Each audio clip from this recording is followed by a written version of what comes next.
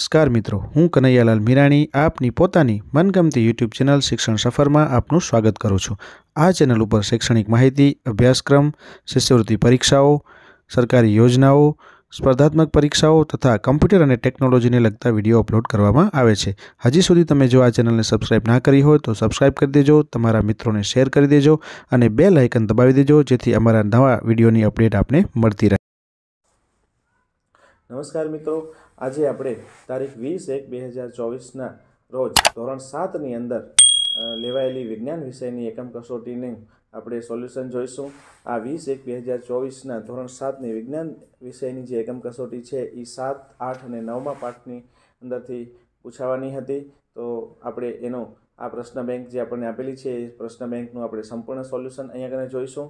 તો જો તમે હજી સુધી આ ચેનલને સબસ્ક્રાઇબ ના કરી હોય તો સબસ્ક્રાઇબ કરી દેજો અને સાથે સાથે તમારા મિત્રો સાથે પણ શેર કરી દેજો, જેના કારણે એમને પણ આ સરળતાથી આ સંપૂર્ણ પ્રશ્ન બેંકનું સોલ્યુશન મળી રહે।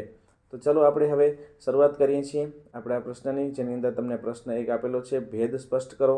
એમાં સૌથી પહેલો પ્રશ્ન જે છે એ પહેલા પ્રશ્ન તમને અહીંયા કને લિંગી પ્રજનન અને અલિંગી પ્રજનન વિશે અહીંયા ભેદ સ્પષ્ટ કરો એવું આપણને કીધેલું છે। એનો મતલબ કે તમારે લિંગી પ્રજનન અને અલિંગી પ્રજનન એના વિશેનો તફાવત છે એ આપવાનો છે। તો અહીંયા કને આપણે આ જે પહેલા પ્રશ્નથી શરૂઆત કરીશું અને આખું પ્રશ્ન બેંક છે, સંપૂર્ણ પ્રશ્ન બેંક છે, છેલ્લા પ્રશ્ન સુધી આપણે સંપૂર્ણ પ્રશ્ન બેંકનું સોલ્યુશન આ વિડીયોની અંદર કરીશું અને જ્યાં જ લાગે ત્યાં કને તમે આ વિડીયોને સ્ટોપ કરી અને તમારી નોંધપોથીમાં પણ લખતા જજો। ચલો, લિંગી પ્રજનન છે અને અલિંગી પ્રજનન છે, બંને આપણે ભાગ પાડી દીધા છે અને બંનેની અંદર અહીંયા કને મુદ્દાસર જવાબો તમને આપેલા છે। તો નરજન્યુ અને માદાજન્યુ હોય છે।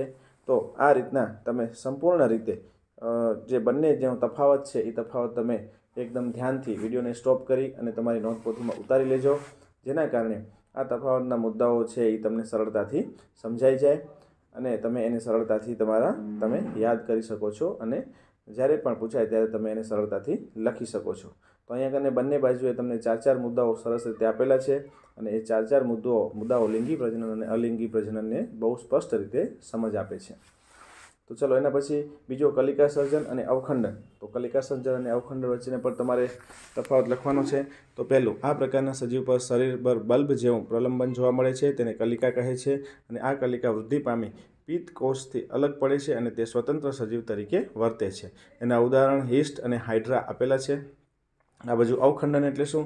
તો કેટલાક લીલના તંતુઓ પરિપક્વતાએ નાના નાના ટુકડાઓમાં અવખંડિત થાય છે। આ ટુકડાઓને ખંડ કહે છે અને આ ખંડ વૃદ્ધિ પામી નવા વ્યક્તિગત સજીવ તરીકે વર્તે છે અને એના ઉદાહરણો છે કેલિમિડોમોનાસ। ચલો, ત્રીજું, સુરેખ ગતિ અને વર્તુળાકાર ગતિ। તો સુરેખ ગતિ કોને કહેવાય? તો પદાર્થનું ગતિમાર્ગ સીધી રેખામાં હોય ત્યારે તેને સુરેખ ગતિ કહે છે, જ્યારે પદાર્થ કોઈ બિંદુને અનુલક્ષીને પોતાનું સ્થાન બદલે ત્યારે તેને વર્તુળાકાર ગતિ કહે છે। બંનેના ઉદાહરણ છે બંદૂકમાંથી છૂટેલી ગોળીની સીધી રેખ ગતિ હોય છે અને વીજળીના પાંખિયાની ગતિ છે એ વર્તુળાકાર હોય છે। ચોથું, ઉત્સર્જન તંત્ર અને પરિવહન તંત્ર। તો ઉત્સર્જન તંત્ર કોને કહેવાય એ આપણે જોઈએ તો આપણા શરીરના કોષોમાં ઉત્પન્ન થતા નકામા અને હાનિકારક પદાર્થોને શરીરમાંથી બહાર કાઢવાની પ્રક્રિયાને ઉત્સર્જન કહે છે અને આ પ્રક્રિયા સાથે સંકળાયેલા અંગો ભેગા મળીને ઉત્સર્જન તંત્રની રચના કરે છે। હવે પરિવહન તંત્ર શું છે? તો આપણા શરીરમાં ઓક્સિજન, પાચિત ખોરાક તથા કેટલાક ઉત્સર્ગ પદાર્થોનું વહન રુધિરના વહન સાથે થાય છે। આ રુધિરના વહન સાથે સંકળાયેલા અંગો ભેગા મળી અને પરિવહન તંત્રની રચના કરે છે। અહીંયા બંનેને આપણે જોઈએ તો ઉત્સર્જન તંત્રના અંગો કયા કયા છે? તો મૂત્રપિંડ, મૂત્રવાહિની, મૂત્રાશય અને મૂત્રમાર્ગ। એ જ રીતે પરિવહન તંત્રના અંગોમાં ફેફસા, હૃદય અને રુધિરવાહિનીઓ। ચલો, એના પછી કલિકા સર્જન અને બીજાણુ સર્જન। તો આપણે જોઈએ કલિકા સર્જનમાં અલિંગી પ્રજનનની આ પદ્ધતિમાં પિતૃ પ્રાણી શરીરમાંથી નાનો ભાગ અંકુર તરીકે વિકાસ પામે છે। એ જ રીતના અલિંગી પ્રજનનની આ પદ્ધતિમાં પિતૃ વનસ્પતિમાં બીજાણુધાની નિર્માણ પામે છે।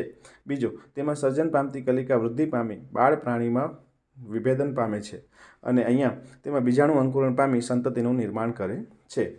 આ બાજુનો મુદ્દો આવશે, તેમાં સર્જાતી કલિકા પ્રજનન એકમ નથી અને તેમાં સર્જાતા બીજાણુઓ રક્ષણાત્મક આવરણ ધરાવતા સૂક્ષ્મ પ્રજનન એકમ કહે છે। ઉદાહરણ અહીંયા કને આવશે હાઇડ્રા અને પ્લેનેરિયા, જ્યારે આ સાઈડ આવશે મ્યુકર અને રાઇઝોપસ। ચલો, એના પછી પ્રશ્ન 2 આપણે જોઈએ, જેમાં માંગ્યા મુજબ ઉત્તર લખવાના છે, ગમે તે 2, એના તમને અહીંયા કને 6 ગુણ છે। પહેલો, ખૂબ જ ઊંચાઈ ધરાવતી વનસ્પતિના મૂળમાં રહેલા મૂળ રોમથી જમીનમાં રહેલું પાણી પર્ણો સુધી કઈ રીતે પહોંચે છે તે સમજાવો। તો તો જવાબ જોઈએ આપણે કે વનસ્પતિ પાણી અને ખનિજ ક્ષારોના વહન માટે પાઇપ જેવી વાહિની ધરાવે છે, જેને વાહક પેશી કહે છે. આ જલવાહક પેશી સળંગ નળીઓનું જાળું બનાવે છે અને તેના દ્વારા પાણી પર્ણો સુધી પહોંચે છે. બીજું, ગરમીના દિવસોમાં પહેરેલા કપડાં પર સફેદ ધબ્બા શા માટે જોવા મળે છે? તો ગરમીમાં આપણને પરસેવો વધારે થાય છે. પરસેવામાં શરીરમાંથી પાણી અને ક્ષાર નિકાલ પામે છે, એ માટે ક્ષારના કારણે સફેદ દાગ જોવા મળે છે. બીજાણુ સર્જન વડે થતું અલિંગી પ્રજનન સમજાવો. તો અહીંયા રક્ષણાત્મક આવરણ ધરાવતા વનસ્પતિના સૂક્ષ્મ અલિંગી પ્રજનન એકમને બીજાણુ કહેવાય છે. બીજાણુ વડે અલિંગી પ્રજનન, તો એમાં મ્યુકરમાં કવક તંતુથી બનેલા દેહમાં બીજાણુધાની વિકસે છે અને આ બીજાણુધાનીમાં બીજાણુ નિર્માણ પામે છે. બીજાણુધાની બને છે ત્યારે તેનું આવરણ ફાટે છે અને બીજાણુધાનીમાંથી હવા મુક્ત થતાં બીજાણુ વિકિરણ પામે છે. આ બીજાણુ ભેજવાળી જગ્યાએ ખોરાક પર સ્થાપિત થાય છે અને આ અનુકૂળ પરિસ્થિતિમાં બીજાણુ અંકુરણ પામી ફૂગની કવકજાળનું નિર્માણ કરે છે. આ રીતે બીજાણુ અલિંગી પ્રજનન કરે છે. મ્યુકર ઉપરાંત રાઇઝોપસ, એસ્પરજિલસ, પેનિસિલિયમ ફૂગમાં બીજાણુ નિર્માણ પદ્ધતિથી અલિંગી પ્રજનન થાય છે. ચલો એના પછી ચોથો, વનસ્પતિક પ્રજનન એટલે શું સમજાવો. તો વાનસ્પતિક પ્રજનન એની વ્યાખ્યા આપણે જોઈએ તો વનસ્પતિના વાનસ્પતિક અંગો, મૂળ, પ્રકાંડ અને પર્ણના પરિવહન પર સપાટ ભાગો વડે નવી સંતતિનું નિર્માણ થવાની અલિંગી પ્રજનન પદ્ધતિને વાનસ્પતિક પ્રજનન કે વર્ષી પ્રજનન કહેવાય છે. વાનસ્પતિક પ્રજનનની અલિંગી પ્રજનન પદ્ધતિ ફક્ત વનસ્પતિઓમાં જ જોવા મળે છે. તેમાં કોઈ પ્રજનન અંગોની જરૂર હોતી નથી. વનસ્પતિના પરિપક્વ ભાગોમાં વિકાસ પામતી સુષુપ્ત શક્તિની કલિકાઓ કુદરતી રીતે વાનસ્પતિક પ્રજનન કરે છે અને આ સુષુપ્ત કલિકાઓને યોગ્ય ભેજ અને અનુકૂળ તાપમાન પ્રાપ્ત થાય ત્યારે અંકુરણ પામી નવા છોડનું નિર્માણ કરે છે. એના પછી એમાં ઉદાહરણ તમને આપેલા છે, જેમ કે પાનકુટ્ટી વગેરે તમે ઉદાહરણ અહીંયા જોઈ શકો છો. પાંચમું, પુષ્પમાં પરાગનયન એટલે શું, તેના પ્રકારો ઉદાહરણ આપી સમજાવો. તો પરાગનયન એટલે પુંકેસરના પરાગાશયમાંથી મુક્ત થતી પરાગરજને સ્ત્રી કેસરના પરાગાસન પર સ્થળાંતર કરવાની ક્રિયા. એના મુખ્ય પ્રકારો બે છે. સ્વપરાગનયન, એક જ વનસ્પતિના એક પુષ્પના બે પ્રકારો અહીંયા તમે જોઈ શકો છો અને લખી શકો છો. છઠ્ઠું, ગુલાબ અને બટાટામાં કલિકા સર્જનની ઘટના સમજાવો. તો બટાકામાં નાની કલિકા જેવી રચના કોષ સપાટી પરથી અલગ પડે છે અને સ્વતંત્ર સજીવ તરીકે વૃદ્ધિ પામે છે. કેટલીક વખત બટાટામાં આ પ્રક્રિયા 3 થી 4 વખત થતાં શૃંખલામય રચના બનાવે છે. આમ આકૃતિમાં દર્શાવ્યા મુજબ જે ટુકડાઓ પર કલિકા હોય છે તેના પર મૂળ અને લીલા પ્રરોહ જામે છે. અહીં આકૃતિ પણ તમે જોઈ શકો છો. સાતમું, ઓક્સિજનયુક્ત અને કાર્બન ડાયોક્સાઇડ યુક્ત રુધિર ભેગું ન થવાનું કારણ સમજાવો.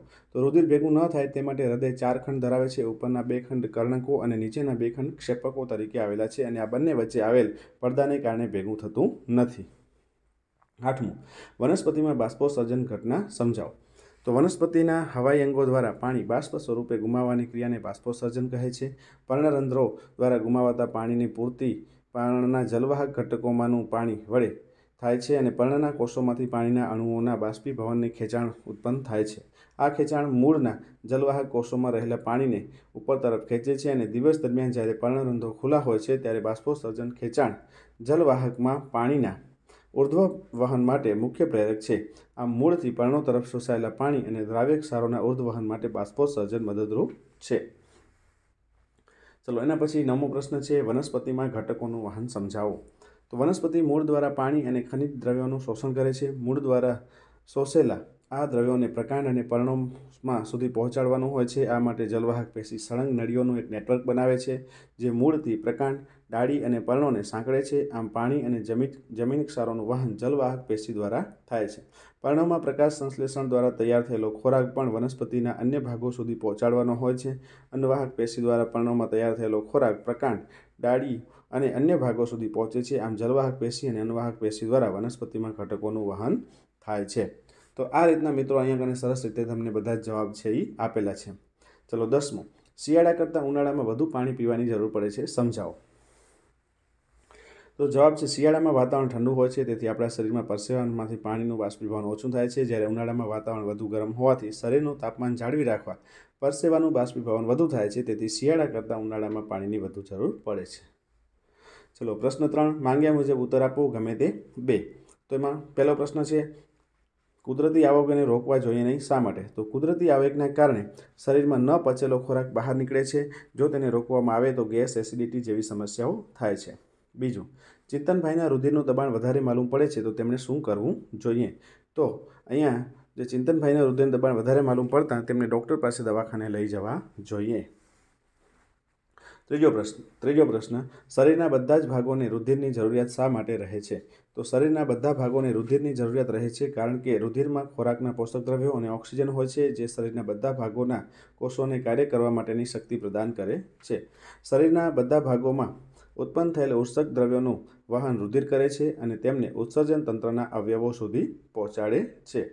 રુધિરમાં ઉત્સેચકો અને અંતઃસ્ત્રાવો હોય છે, જેને શરીરના બધા ભાગોમાં પહોંચાડવાના હોય છે. 4. ગરમીના દિવસોમાં આપણે ઝાડ નીચે બેસવાનું પસંદ કરીએ છીએ, શા માટે? તો ઝાડ શોધેલા બધા જ પાણીનો ઉપયોગ કરતું નથી. બાષ્પોત્સર્જનની ક્રિયા દ્વારા પર્ણરંધ્ર દ્વારા પાણી બાષ્પ સ્વરૂપે બહાર નીકળે છે, તેના કારણે ઠંડકનો અનુભવ થાય છે. ચલો 5મો પ્રશ્ન, નીચે મુજબ જો અંતર વિરુદ્ધ સમયનો આલેખ હોય તો પદાર્થની ઝડપ વિશે તમે શું કહી શકશો? તો અહીંયા આ રીતના આલેખ દર્શાવેલો છે. જો સમય વિરુદ્ધ અંતરનો આલેખ એ સામેની અક્ષને સમાંતર મળે તો પદાર્થ સ્થિર સ્થિતિમાં છે તેમ કહેવાય. ચલો એના પછી 6થો પ્રશ્ન છે, રમત રમતી વખતે નીચે પડી જતા ઘૂંટણમાં ઈજા પહોંચે ત્યારે શું કરશો? તો સૌપ્રથમ ઘૂંટણના જે ભાગમાં ઘા વાગ્યો હોય તેને ડેટોલથી બરાબર સાફ કરી મલમ લગાવી પાટો બાંધી દેવો જોઈએ. ત્યાર પછી વધારે સારવાર માટે હોસ્પિટલે જવું જોઈએ. 7મો પ્રશ્ન, અંતર વિરુદ્ધ સમયનો આલેખ દોરવા માટે સૌથી અનુકૂળ પ્રમાણમાં પસંદ કરવા માટે તમે કઈ બાબતો ધ્યાનમાં લેશો? તો જવાબ છે પ્રત્યેક રાશિના મહત્તમ અને ન્યૂનતમ મૂલ્ય વચ્ચેનો તફાવત. પ્રમાણમાપની પસંદગી એવી રીતે કરો કે દરેક રાશિના વચગાળાના મૂલ્યોને આલેખમાં દર્શાવવા અનુકૂળ બને અને આલેખપત્રના મહત્તમ ભાગનો ઉપયોગ આલેખ દોરવા માટે થાય. 8મું, ગુલાબનો નવો બાળ છોડ ઉછેરવા તમે શું કરશો?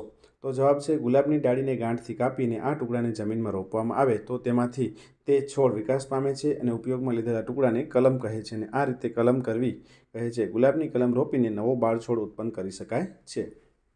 જો તમારી પાસે ઘડિયાળ ન હોય તો તમે 1 મહિનાનો સમયગાળો કેવી રીતે નક્કી કરી શકશો? જો મારી પાસે ઘડિયાળ ન હોય તો હું ચંદ્રનું અવલોકન કરી અને 1 મહિનાનો સમયગાળો નક્કી કરું. રોજ સવારે સૂર્ય ઉગે છે. એક સૂર્યોદય બાદ બીજા સૂર્યોદય સુધીના સમયગાળાને 1 દિવસ કહે છે. તેવી જ રીતે એક અમાસ પછી બીજી અમાસ વચ્ચેના માપેલ સમયગાળાને 1 માસ કહે છે. ચલો એના પછી 10મો પ્રશ્ન, તમારા મિત્રના હૃદયના ધબકારા માપવા તમે શું કરશો? તો જવાબ છે મિત્રના હૃદયના ધબકારા માપવા માટે સ્ટેથોસ્કોપ નામના સાધનનો ઉપયોગ કરીશું અને સ્ટેથોસ્કોપમાં આવેલ ચેસ્ટ પીસને છાતીના ભાગ ઉપર મૂકી ઇયરફોનથી સાંભળીશું. ચલો એના પછી 4થો પ્રશ્ન છે, માંગ્યા મુજબ ઉત્તર લખો. એમાં ઝડપ, સમય અને અંતર આધારિત પ્રશ્નોના ઉત્તર આપો. તો એક કારની ઝડપ 90 કિલોમીટર પ્રતિ કલાક છે તો તેને 30 મિનિટમાં કેટલો અંતર કાપ્યું હશે? તો અંતર બરાબર ઝડપ ગુણ્યા સમય, એટલે કે 90 ગુણ્યા 30/60 બરાબર છેદ ઉડાડશો તો 15 ગુણ્યા 3 એટલે કે 45 કિલોમીટર અંતર કાપ્યું હશે. બી, વિશ્વાસ શાળાએ આવવા 5 કિલોમીટર અંતર કાપવા 30 મિનિટ સમય લે છે, જ્યારે સાગર તેટલું જ અંતર કાપવા માટે 45 મિનિટ લે છે. તો કોની ઝડપ વધુ કહેવાય અને કેટલી? તો સાગર કરતાં વિશ્વાસની ઝડપ વધુ કહેવાય, કારણ કે વિશ્વાસ કરતાં સાગર શાળાએ આવવા 15 મિનિટ જેટલો સમય વધુ લે છે. અમદાવાદ અને સુરત રેલવે સ્ટેશન વચ્ચેનું અંતર 320 કિલોમીટર છે. તો ટ્રેનને અંતર કાપવા માટે 8 કલાક સમય લાગે છે. તો ટ્રેનની ઝડપ શોધો. તો અંતર બરાબર 320 કિલોમીટર, સમય છે 8 કલાક. સૂત્રમાં કિંમત મૂકશો તો જવાબ તમને મળશે 40 કિલોમીટર પ્રતિ કલાક. ડી, મુંબઈ અને સુરત રેલવે સ્ટેશન વચ્ચેનું અંતર 280 કિમી હોય તો સવારે 7 વાગે મુંબઈ રેલવે સ્ટેશનથી ઉપડતી ટ્રેન કેવી રીતના પહોંચશે? તો અહીંયા સમગ્ર ગણતરી તમને આપેલી છે. ચલો એના પછી ઈ નંબરના દાખલાની અંદર પણ તમે જોઈ શકશો કે એનો જવાબ છે 1800 કિલોમીટર આવશે, એટલે કે 1.8 કિલોમીટર તમને જવાબ આવશે. અહીંયા કરીને વિડીયોને સ્ટોપ કરીને તમે જોઈ લેજો. ચલો પછી બ, સાદા લોલકના આવર્તકાળ આધારિત પ્રશ્નોના ઉત્તર લખો. તો અહીંયા પણ તમને સરસ રીતે બધા જ દાખલાઓની સરસ રીતે ગણતરી તમને અહીંયા કરીને આપેલી છે. તો એ ગણતરી છે એ તમે વિડીયોને સ્ટોપ કરી અને તમારી નોંધપોથીમાં ઉતારી લેજો, જેના કારણે તમને આખી સમગ્ર ગણતરી છે એ સમજાઈ જાય અને તમે સરળતાથી આવા દાખલાઓ છે એ તમે ગણી શકો છો. તો અહીં વિડીયોને સ્ટોપ કરી અને દરેક દાખલાઓ છે એ તમારી નોંધપોથીમાં તમે ઉતારી દેશો, જેના કારણે તમને આ સરસ રીતે ગણતરી કરેલી છે એ તમને સરળતાથી સમજાઈ જશે. પ્રશ્ન 5, અહીંયા તમને નામ નિર્દેશનવાળી આકૃતિ દોરવાની છે. સૌથી પહેલું છે મનુષ્યની ઉત્સર્જન તંત્ર. તો અહીંયા કને તમને સરસ રીતે રંગીન આકૃતિઓ અહીંયા કને આપેલી છે અને રંગીન આકૃતિઓની મદદથી તમે સરળતાથી એના નામ નિર્દેશન પણ જોઈ શકો છો. ચલો એના પછી કલિકા સર્જન દ્વારા ઈસ્ટમાં પ્રજનન. તો એ પણ તમને અહીંયા સરસ રીતે આકૃતિ અને એનું નામ નિર્દેશન કરેલું આપેલું છે, તમે જોઈ શકો છો. ફૂગમાં બીજાણુનું સર્જન, તો એ પણ તમે જોઈ શકો છો. પછી 5મું છે પુષ્પમાં ફલિતાંડ નિર્માણની પ્રક્રિયા જે છે એને પણ અહીંયા કને આપણે દર્શાવેલી છે અને એનું પણ નામ નિર્દેશન અહીંયા કને કરેલું છે. તો આ રીતના મિત્રો અહીંયા કને આપણે આ સંપૂર્ણ પ્રશ્ન બેંક જે છે એનું સોલ્યુશન છે એ આપણે અહીંયા કને સંપૂર્ણ કરી લીધું છે. તમે અહીંયા કને વિડીયોને સ્ટોપ કરીને જ્યાં જ્યાં તમને એવું લાગ્યું છે ત્યાં વિડીયોને સ્ટોપ કરીને અથવા તો બીજી વાર જોઈને પણ તમે આ જે છે એ દરેક પ્રશ્નનો જવાબ છે એ તમારી નોંધપોથીમાં ઉતારી શકો છો અને પછી એને તમે વ્યવસ્થિત રીતે વાંચી અને તમે એને તૈયાર કરી શકો છો.